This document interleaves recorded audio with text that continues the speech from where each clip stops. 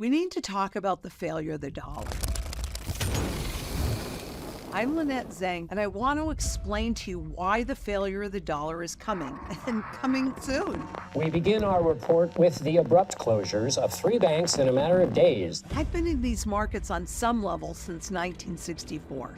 As a student, a banker, and a stockbroker. I've lived through 1971 when the US dollar stopped being backed by gold, and was a stockbroker during Black Monday in 1987. You're likely watching this video because someone who loves and cares about you talked you into it. And you might think they're a bit nutty because they're talking about the end of the dollar, which is hard for you to see. After all, the dollar's been around since you were born. But looking at the official purchasing power chart from the Federal Reserve itself, you can clearly see the official erosion of the money you work for and save. So unless your income keeps pace with this decline, you work for less and less, but don't realize it. By design, the shift into a debt-based system that was made in 1971 is coming to an end. The time has come for a new economic policy for the United States. Because the Federal Reserve and all central banks have popped the debt bubble they created as they raised rates to fight the rapid rise in inflation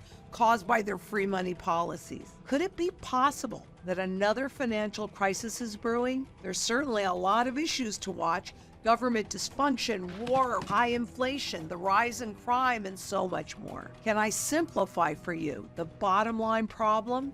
Can you open your mind to see the truth? This is simply a repetition of history based on 2 key things. First is the fact that according to the Federal Reserve, there is only 3 cents of purchasing power left in the US dollar. And second, the interest rate tool used to regulate the rate and speed of your purchasing power loss no longer works as a stimulation tool, but is now a tool of destruction.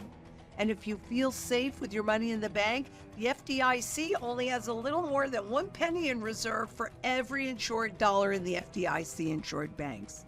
So how safe are your deposits? First, a little history. The money of the US began to transition away from a gold-backed system in 1913. Governments and corporations had 2 key goals.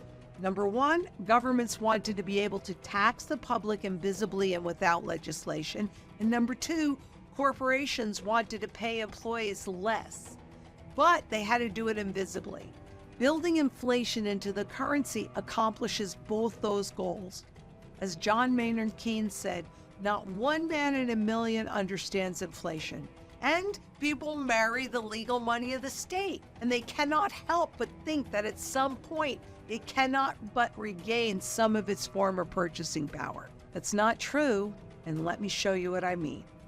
A dollar bill could either be 1/20 of an ounce of gold coin, which is about half the size of my pinky fingernail, or this 1 ounce silver, or a dollar bill. All of them at that time would buy 11 loaves of bread. Last time I checked, okay, the dollar, maybe it buys a quarter of a loaf, maybe, but I think it's even less than that.